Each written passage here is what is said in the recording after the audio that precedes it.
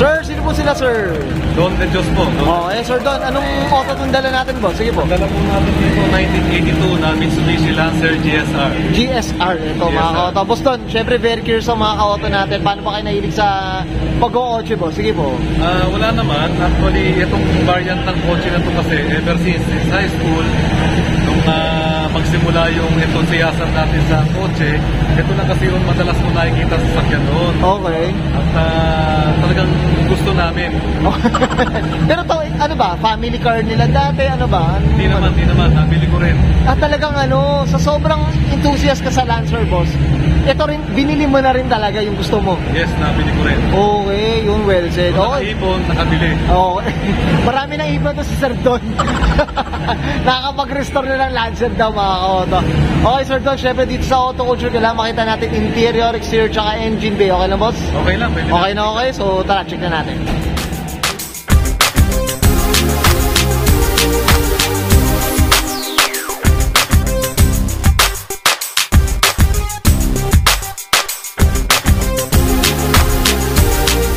Okay, usapang interior tayo, Sir Don. Anong meron dito, boss? Sige po. Yung original na manibela niya, tinabi ko lang kasi mahirap na rin hanapin siya. So, kumbaga ano na lang, kinigusto na muna no? Nardi na 13 inches na steering wheel.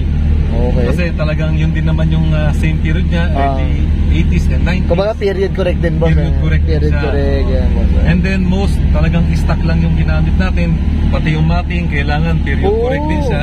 Ito, boss, school. Interior, kung tawagin nila natin. Ito, ayun ang nanay tatay ko, ganito yung gamit eh. Yes, ang modelo na lang dito, actually itong radyo, no, para ma-accommodate yung Bluetooth natin, USB. Kumbaga atis kayo Yes, updated. Wala. Itong dashboard natin, stock. Ito, yung map light natin. Nung araw kasi wala pang wala pang Waze. Walang Waze. So ito yung parang naka-gooseneck lang, nakatutok sa mapa pa dati. Sa mapa, no? Yes. Legit mapa, yung totoong mapa. Totoong mapa talaga, hindi totoong sa Waze. mapa. Hindi sa Google Maps. Okay, no? Cambio, original natin. Okay. Ito, boss, yung upuan. Upuan pa tong interior natin dito. Ito, boss, pinare-up na lang. Parang original to, original. Grabe, including yung headrest natin na original, nakatabi rin sa likod. Yan. Yan, no? Ito yung pang racing, di ba yung mother? Pang ano lang to, na period correct pa rin na. Para period correct pa rin. Lang. Ito, boss, yung mga, na-repair na rin. Ayan, na-reupholster na yan, fiberglass na yan. Kasi yung original yan, ang gamit lang yung lawanik na plywood. So pagka nababasa, lumolobo. Lumolobo talaga. Yun talaga ang Hindi rin siya tumatagal talaga. Hindi rin talaga siya tatagal. So yung including yung aircon nito, lahat original pa tayo rito. Wala pang conversion. Kaya swerte rin ako, maingat. Ito, malinis pa. Maingat yung original owner. Pangatlong may-ari na ako nito. Okay. So yung time na nakuha mo, Sir Don, to, medyo nakaunat na. Unat naman, Unat wala siyang bangga. Okay. Okay, Sir Don, okay na tayo sa interior. Usapang labas tayo, check natin yung labas. Okay lang, so tara check natin. Sir Don, usapang exterior tayo, anong meron dito, boss? Sige po. So, syempre, as much as possible, sabi nga ng mga purists, kung makakakuha ka nyo ng pinakasariwang accessories o yung gamit niya, dapat makakuha tayo. Okay, sige po. Makachamba tayo ng new old stock.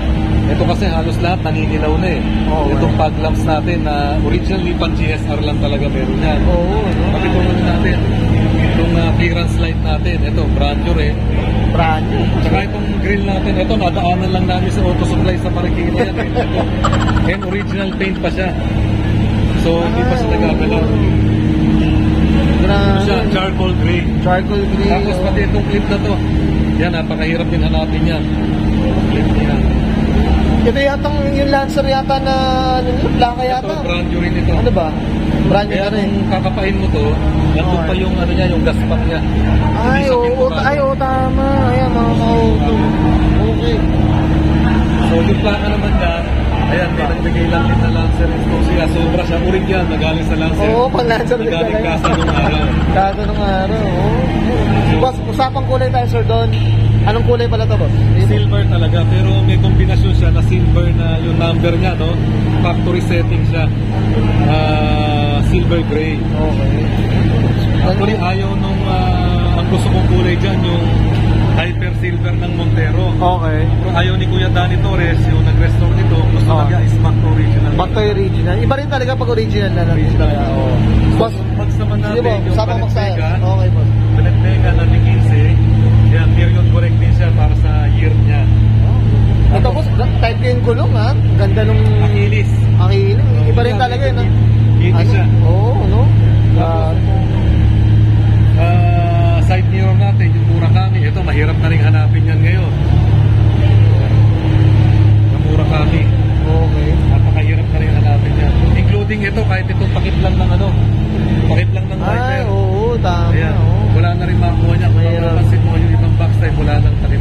Kumbaga iba, ano na lang talaga, no?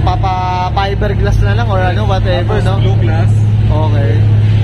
Sige, boss. Tapos pati pala itong third brake light na hela. Okay. Yan, napakahirap na rin hanapin yan. Medyo pricing na to rin talaga to, eh. Tapos ito, taillight. Ito, brand new rin yung bumper. Hindi tayo mga kauto, no? Tapos itong turbulence natin. Oo. This one. Ito, napakahirap na rin. Oo. Sa Lancer Boss talaga, iba talaga to, no? Kailangan niya talaga, no? Oo. GS ka. Yes, so.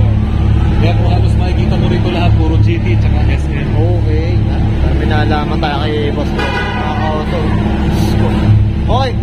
Sir Don, okay na tayo sa ano? Exterior, usapang makina tayo. Okay, let's go. Okay lang, so tara. Okay, usapang makina tayo, Sir Don. Anong meron dito, boss? Sige po. Stock lang siya, no, na makina niya na 4G32 na standard pa rin sa SL. Okay. So kung makikita mo, isa pang ginawa ni Kuya Danny Torres dito, lahat ng tornilyo natin, tulad dito, no, pati including tong stand natin ng hood. Ito mga tornilyo natin. Naka-synchromate, boss, eh. Naka-synchromate na siya lahat. Naka-synchromate Including na to rin. sa wiper natin. Ayan.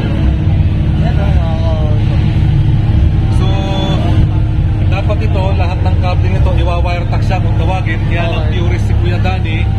Mas gusto niya kung ano yung itsura ng lumabas sa kasa, yun lang din ang itsura ng sasakyan natin. Iba talaga, mas okay yun. Mas okay yun. Mas okay yun. Vibe na vibe mo yung ano eh, na taon niya talaga. Ito, boss, anong displacement pala nito? 1600 siya. 1600. Original to na 5-speed. Okay. And yung apat na gulong niya, disc brake na. Disc brake na. Disc brake na, Okay. original na disc brake na siya. Yan, grabe. Ito, Sir Don, syempre, usapang ano tayo, magkanong nagas mo dito sa restoration na itong auto na to? I was very lucky, no? Dahil 2019 nung pasok ko to, inabot to ng 150. Ganun kalaan, yung full restoration na yun, boss? Halos full restoration na yun. Yung Okay. 150 na yun, labor na yun, paint, latero. Yun na yung ginawa rito. Grabe. Ngayon, ang natagtag na lang doon siguro, yung parts na lang, katulad ng mga... Oo, kung meron ka mga bagong gustong palitan or isasabay Saka na. lahat ng pangilalim, pinapalitan ko na dahil gagamitin din naman para at least very roadworthy siya. Oo. Lahat ng under chassis parts niya, brand new na rin. Oo, kumbaga, hindi ka, na mau-worry, no? Wala kang worries, no? Nung huling may tumawad dito, Okay. nung makita to, tinatawaran sa akin ng 850,000 na to. Okay. 850. Siguro kung nasa akin to, sir, nabenta ko na to.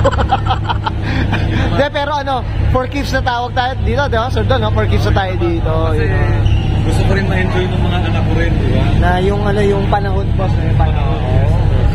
Okay. Ang very rito, kakaiba is pagka minamaneho mo siya, yung nostalgic feeling. 80s and 90s na lumalaki kami. Yan. Okay. Well said. Sir Don, okay tayo sumakin na, boss? Thank you very much. Okay yan, thank you. O yan guys, sa natin interior, exterior, tsaka engine bay. Siyempre, sobrang kinis nito, pati makina, mga ka-auto. Neto sa Lancer neto ni Sir Don, si boss. Siyempre dito sa Auto Culture, Sir Don, tayo, shoutout tayo, boss. Sige po, go. Well, of course, gusto ko pasalamatan yung wife ko, no, si Sharon De Dios for supporting yung time na unti-unti ginagawa namin to, including yung dalawang anak ko, no, si Andre at si Abigail. And of course, yung nag-restore nito, no, si Kuya Danilo Torres, no, ng DRT Restoration. And si Kuya Babo Katikbak ng Batangas, ng Lancer Backstage Pilipinas. And pati si Chomar, yung mekaniko namin. Si King Ellis. Nabanggit ko ba si Babo Katikbak? Sige po. Batangas, ano? So, siya rin yung dahilan kung bakit napunta kay Kuya Danny Torres. And of course, yung lahat ng mga Lancer Backstage enthusiasts. Yun, Regards sa inyo lahat and stay safe. Yun, well said, boss. Okay na po, Sir Don? Thank you, Ryan, ha? Okay, sige po. Okay, so guys, this is Brian and Sir Don De Dios. Para sa kanya 1982 Mitsubishi Lancer. Usapan GSR tayo, mga kauta. This is Auto Culture.